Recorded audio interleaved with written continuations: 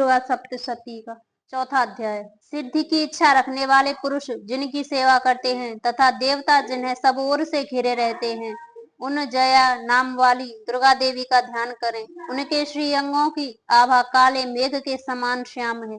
वे अपने कटाक्षों से शत्रु समूह को भय प्रदान करती हैं। उनके मस्तक पर आबद्ध चंद्रमा की शोभा पाती है। वे अपने हाथों में शंख चक्र कपाड़ और त्रिशूल धारण करती हैं। उनके 3 नेत्र हैं। वे सिंह के कंधे पर चढ़ी हुई हैं और अपने तेज से तीनों लोकों को परिपूर्ण कर रही हैं। ऋषि कहते हैं, अत्यंत पराक्रमी दुरात्मा महिषासुर तथा उसकी दैत्य सेना के देवी के हाथ से मारे जाने पर इंद्र आदि देवता प्रणाम के लिए गर्दन तथा कंधे झुकाकर उन भगवती दुर्गा का उत्तम वचनोत्तर स्तवन करने लगे। उस समय उनके सुंदर अंगों में अत्यंत हर्ष के साथ रोमांच आ गया। देवता बोले, संपूर्ण देवताओं की शक्ति का समुदाय ही जिनका स्वरूप है तथा जिन देवी ने अपनी शक्ति से संपूर्ण जगत को व्याप्त कर रखा है, समस्त देवताओं और महर्षियों की पूजनीय उन जगदम्बिका को हम भक्तिपूर्वक नमस्कार करते हैं। वे हम लोगों का कल्याण करें। जिनके अनुपम प्रभाव और बल का वर्णन करने में भगवान शेषनाग, ब्रह्मा जी तथा महादेव जी भी समर्थ नहीं है। वे भगवती चंडिका संपूर्ण जगत का पालन एवं अशुभ भय का नाश करने का विचार करें। जो पुण्यात्माओं के घरों से स्वयं ही लक्ष्मी रूप है, पापियों के द्वारा दरिद्रता रूप है, शुद्ध अंतकरण वाले पुरुषों के हृदय में बुद्धि रूप है, सतपुरुषों में श्रद्धा रूप तथा कुलीन मनुष्यों में लज्जा रूप निवास करती हैं, उन आप भगवती दुर्गा को हम नमस्कार करते हैं। देवी, आप संपूर्ण विश्व का पालन कीजिए।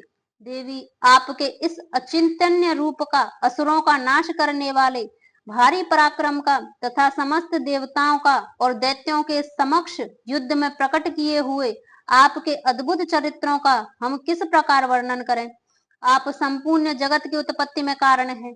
आप में सत्वगुण, रजोगुण और तमोगुण ये तीनों गुण मौजूद हैं, तो भी दोषों के साथ आपका संसर्ग नहीं जान पड़ता। भगवान विष्णु और महादेव जी आदि देवता भी आपका पार नहीं पाते। आप ही सबका आश्रय हैं। यह समस्त जगत आपका अंशभूत है, क्योंकि आप सबकी आदिभूत अव्यक्ता प्रकृति हैं। देवी, संपूर्ण यज्ञों में जिसके उच्चारण से सब देवता तृप्ति लाभ करते हैं, वह स्वाहा आप ही है। इसके अतिरिक्त आप पितरों की भी तृप्ति का कारण है, अतएव सब लोग आपकी स्वधा भी कहते हैं। देवी, जो मोक्ष की प्राप्ति का साधन है, अचितन्य महाव्रत स्वरूपा है, समस्त दोषों से रहित है, जितेंद्रिय तत्व को ही सार वस्तु मानने वाला तथा मोक्ष की अभिलाषा रखने वाले मुनिजन जिसकी अभ्यास करते हैं, वह भगवती पर विद्या आप ही हैं। आप शब्द स्वरूपा हैं, अत्यंत निर्मल ऋग्वेद हैं, यजुर्वेद हैं तथा उद्गीत के मनोहर पदों से पाठ से युक्त सामवेद का भी आधार आप ही हैं। आप देवी त्रयी, 3 वेद, भगवती, 6 ऐश्वर्य युक्त हैं। इस विश्व की उत्पत्ति एवं पालन के लिए आप ही वार्ता, खेती एवं आजीविका है के रूप में प्रकट हुई हैं। आप संपूर्ण जगत की घोर पीड़ा का नाश करने वाली हैं। देवी, जिससे समस्त शास्त्रों का सार ज्ञान होता है, वह मेधा शक्ति आप ही हैं। दुर्गम भवसागर से पार उतारने वाली नौका रूप दुर्गा देवी आप ही हैं। आपकी कहीं भी आसक्ति नहीं है। कैठव शत्रु भगवान विष्णु के वक्ष स्थल में एकमात्र निवास करने वाली भगवती लक्ष्मी तथा भगवान चंद्रशेखर द्वारा सम्मानित गौरी देवी भी आप ही हैं। आपका मुख मुंद मुस्कान से सुशोभित, निर्मल, पूर्ण चंद्रमा की बिंब का अनुकरण करने वाला और उत्तम स्वर्ण की मनोहर कांति से कामनीय है, तो भी उसे देखकर महिषासुर को क्रोध हुआ और सहसा उसने प्रहार कर दिया। यह बड़े आश्चर्य की बात है। देवी, जब क्रोध से युक्त होने पर उदय काल के चंद्रमा के भांति लाल और तनी हुई भौहों के साथ विकराल हो उठा, तब उसे देखकर जो महिषासुर के प्राण तुरंत नहीं निकल गए, तब उससे भी बढ़कर आश्चर्य की बात है, क्योंकि क्रोध में भरे हुए यमराज को देखकर भला कौन जीवित रह सकता है। देवी, आप प्रसन्न हो। परमात्मा स्वरूपा आपके प्रसन्न होने पर जगत का अभ्युदय होता है और क्रोध भर जाने पर आप तत्काल ही कितने कुलों का सर्वनाश कर डालती हैं। यह बात अभी अनुभव में आई है, क्योंकि महिषासुर की यह विशाल सेना क्षण भर में आपके कोप से नष्ट हो गई है। सदा अभ्युदय प्रदान करने वाली आप जिन पर प्रसन्न रहती हैं, वे ही देश में सम्मानित हैं। उन्हीं के धन और यश की प्राप्ति होती है। उन्हीं का धर्म कभी शिथिल नहीं होता है। वे ही अपने दृष्ट पुत्र पुष्ट और भत्यों के साथ धन्य माने जाते हैं। देवी, आपकी ही कृपा से पुण्यात्मा पुरुष प्रतिदिन अत्यंत श्रद्धा पूर्वक सब प्रकार के धर्मानुकूल धर्म कर्म करता है और उसके प्रभाव से स्वर्ग लोक में जाता है। इसलिए आप तीनों लोकों में निश्चय ही मनोवांछित फल देने वाली हैं। मां दुर्गे, आप स्मरण करने पर प्राणियों का भय हर लेती हैं और स्वस्थ पुरुषों द्वारा चिंतन करने पर उन्हें परम कल्याणमय बुद्धि प्रदान करती हैं। दुख दरिद्रता और भय हरने वाली देवी, आपके सिवा दूसरी कौन है जिसका चित्त सबका उपकार करने के लिए सदा ही दरिद्रा है। देवी, इन राक्षसों के मारने पर संसार को सुख मिले तथा ये राक्षस चिरकाल तक नरक में रहते रहे, भले ही पाप करते रहे हों, इस समय संग्राम में मृत्यु को प्राप्त होकर स्वर्गलोक में जाएंगे। निश्चय ही यही सोचकर आप शत्रुओं का वध करती हैं। आप शत्रुओं पर शास्त्रों का प्रहार क्यों करती हैं? समस्त अस्त्रों को शस्त्रपात मात्र से ही भस्म क्यों नहीं कर डालती? इसमें एक रहस्य है। ये शत्रु भी आपके अस्त्रों से पवित्र होकर उत्तम लोकों में जाएं। इस प्रकार उनके प्रति भी आपका विचार अत्यंत उत्तम रहता है। खड़ग के तेज पुंज की भयंकर दीप्ति से तथा आपके त्रिशूल के अग्रभाग के घनीभूत प्रभा से चौंधे आकर जो असुरों की आंखें फूट गई हैं, उसमें कारण यही था कि मनोहर रश्मियों के युक्त चंद्रमा के समान आनंद प्रदान करने वाले आपके इस सुंदर मुख का दर्शन करते थे। देवी, आपका शील दुराचारियों के बुरे बर्ताव को दूर करने वाला है। साथ ही यह रूप ऐसा है जो कभी चिंतन में नहीं आ सकता और जिसकी कभी दूसरों से तुलना भी नहीं हो सकती, तथा आपका बल और पराक्रम भी उन दैत्यों को नाश करने वाला है जो कभी देवताओं के पराक्रम को भी नष्ट कर चुके थे। इस प्रकार अपने शत्रुओं पर भी दया ही प्रकट की। वरदायिनी देवी, आपके इस पराक्रमी किसके साथ तुलना की जा सकती है? तथा शत्रुओं को भय देने वाला एवं अत्यंत मनोहर ऐसा रूप भी आपके सिवा और कहाँ है? हृदय में कृपा और युद्ध में निष्ठुरता, ये दोनों बातें तीनों लोकों के भीतर केवल आप में ही देखी गई हैं। माते, आपने शत्रुओं का नाश करने के लिए समस्त त्रिलोकी की रक्षा की है। उन शत्रुओं की युद्ध भूमि में मारकर स्वर्गलोक में पहुंचाया है तथा उन्मत्त दैत्यों से प्राप्त होने वाले हम लोगों के भय को भी दूर कीजिए। आपको हमारा नमस्कार है देवी। आप शूल से हमारी रक्षा कीजिए अम्बे। आप खड़ग से भी हमारी रक्षा कीजिए और घंटा की ध्वनि और धनुष की टंकार से हम लोगों की रक्षा कीजिए चंडिके। पूर्व पश्चिम दक्षिण दिशा में आप हमारी रक्षा कीजिए ईश्वरी। अपने त्रिशूल को घुमाकर आप उत्तर दिशा में भी हमारी रक्षा कीजिए। तीनों लोकों में आपके जो परम सुंदर एवं अत्यंत भयंकर रूप विचरते रहते हैं, उनके द्वारा भी आप हमारी इस भूलोक में रक्षा कीजिए अम्बे। आपके कर पल्लवों में शोभा पाने वाले खड़ग शूल और गदा आदि जो जो अस्त्र हो, उन सब के द्वारा आप हम ओर से हम लोगों की रक्षा कीजिए। ऋषि कहते हैं, इस प्रकार जब देवताओं ने जगन माता दुर्गा की स्तुति की और नंदन वन में दिव्य पुष्पों एवं गंध चंदन आदि द्वारा उनका पूजन किया, फिर सबने मिलकर जब भक्ति पूर्वक दिव्य धूपों की सुगंधित निवेदन किया, तब देवी ने प्रसन्न वदन होकर प्रणाम करते हुए सब देवताओं से कहा। देवी बोली, देवताओं, तुम सब लोग मुझसे जिस वस्तु की अभिलाषा रखते हो उसे मांगो। देवता बोले, भगवती ने हमारी सब इच्छाएं पूरी कर दी हैं। अब कुछ भी बाकी नहीं है, क्योंकि हमारा यह शत्रु महिषासुर मारा गया है। महेश्वरी, इतने पर भी यदि आप हमें और वर देना चाहती हैं, तो हम जब जब आपका स्मरण करें तब तब आप हमें दर्शन देकर हम लोगों के महान संकट दूर कर दिया करें तथा प्रसन्न मुख अम्बिके, जो मनुष्य इस स्तोत्र द्वारा आपकी स्तुति करे, उसे वित्त समृद्धि और वैभव देने के साथ ही उसकी धन और स्त्री आदि संपत्ति को भी बढ़ाने के लिए आप सदा हम पर प्रसन्न रहें।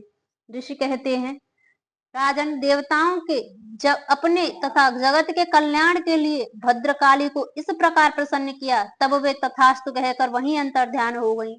भूपाल, इस प्रकार पूर्व काल में तीनों लोगों का हित चाहने वाली देवी जिस प्रकार देवताओं के शरीर से प्रकट हुई थी, वह सब कथा मैंने तुम्हें कह सुनाई।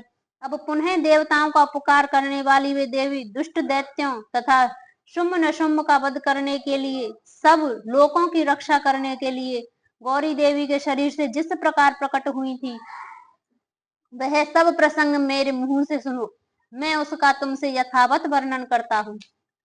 इस प्रकार श्री मार्कंडे पुराण में शावर्णिक मनवंतर की कथा के अंतर्गत श्री महात्म देवी महात्म शुक्रादि स्तुति नामक चौथा अध्याय पूरा हुआ। क्षमा याचना। माँ, न मैं मंत्र जानती हूँ न यंत्र, अहो मेरी स्तुति का भी कोई ज्ञान नहीं है। मैं आवाहन का पता नहीं है न ध्यान का, स्तोत्र और कथा का भी कोई जानकारी नहीं है। न तुम्हारी मुद्राएं जानती हूँ, न मुझे व्याकुल होने पर विलाप करना ही आता है। परंतु एक बात जानती हूँ, केवल तुम्हारा अनुसरण कर तुम्हारे पीछे चलना, जो कि सब क्लेशों को, समस्त दुख विपत्तियों को हर लेने वाला है, सबका उद्धार करने वाली कल्याणमयी माता। मैं पूजा की विधि नहीं जानती, मेरे पास धन का भी अभाव है, मैं स्वभाव से भी आलसी हूँ तथा मुझसे ठीक ठीक पूजा का संपादन हो भी नहीं सकता। इन सब कारणों से तुम्हारे चरणों की सेवा में जो त्रुटि हो गई है, उसे क्षमा करो, क्योंकि कुपुत्र का होना संभव है किंतु कहीं भी कुमाता नहीं होती। माँ, इस पृथ्वी पर तुम्हारे सीधे साधे पुत्र तो बहुत से हैं, किंतु उन सब में मैं ही अत्यंत चपल तुम्हारा बालक हूँ। मेरे जैसा चंचल कोई विराल नहीं है। शिवे, मेरा जो यह त्याग हुआ है, यह तुम्हारे लिए कदापि उचित नहीं है, क्योंकि संसार में कुपुत्र का होना संभव है किंतु कहीं भी कुमाता नहीं होती। जगदम्बा माते, मैंने तुम्हारे चरणों की सेवा कभी नहीं की देवी, तुम्हें अधिक धन की भी समर्पित नहीं किया, तथापि मुझ जैसे अधम पर जो तुम अनुपम स्नेह करती हो, इसका कारण यही है कि संसार में कुपुत्र का होना संभव है किंतु कहीं भी कुमाता नहीं होती। गणेश जी को जन्म देने वाली माता पार्वती, अन्य देवताओं को आराधना करते समय मुझे नाना प्रकार की सेवाओं में व्यग्र रहना पड़ता था, इसलिए 85 वर्ष से अधिक अवस्था बीत जाने पर मैंने देवताओं को छोड़ दिया। अब तुम उनकी सेवा पूजा मुझसे नहीं हो पाती, अतएव उनसे कुछ भी सहायता मिलने की आश नहीं है।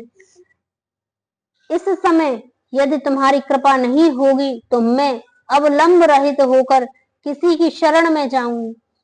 माता अर्पणा, तुम्हारे मंत्र का एक अक्षर भी कान में पड़ जाए तो उसका फल यह होता है कि मूर्ख चंडाल भी मधुपान के समान मधुर वाणी का उच्चारण करने वाला उत्तम वक्ता हो जाता है। दीन मनुष्य भी करोड़ों वर्ष स्वर मुद्राओं से संपन्न हो चिरकाल तक निर्भय विहार करता है।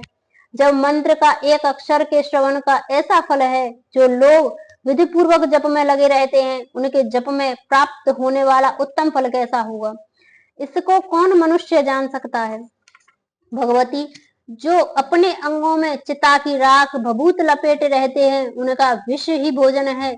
जो जगदम्बधारी नग्न रहने वाले हैं, मस्तक पर जटा, कंठ में नागराज वासुकी को हार के रूप में धारण करते हैं तथा जिनके हाथ में कपाल भिक्षा पात्र शोभा पाता है, ऐसे भूतनाथ पशुपति जो एकमात्र जगदीश की पदवी धारण करते हैं, इसका क्या कारण है, यह महत्व तो उन्हें कैसे मिला। यह तुम्हारे पाणी ग्रहण की परिपाटी का फल है। तुम्हारे साथ विवाह होने से ही उनका महत्व बढ़ गया। मुख में चंद्रमा की शोभा धारण करने वाली माँ, मुझे मोक्ष की इच्छा नहीं है, संसार के वैभव की भी अभिलाषा नहीं है, न विज्ञान की अपेक्षा है, न सुख की आकांक्षा।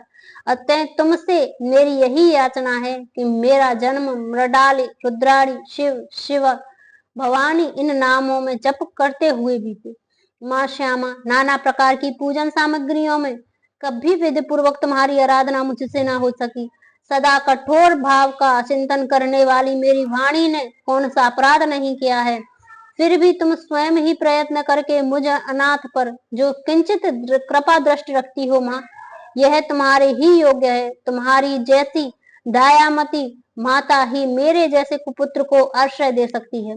माता दुर्गे करुणा सिंधु महेश्वरी, मैं विपत्तियों में फंसकर आज जो तुम्हारा स्मरण करती हूँ, पहले कभी नहीं करती थी।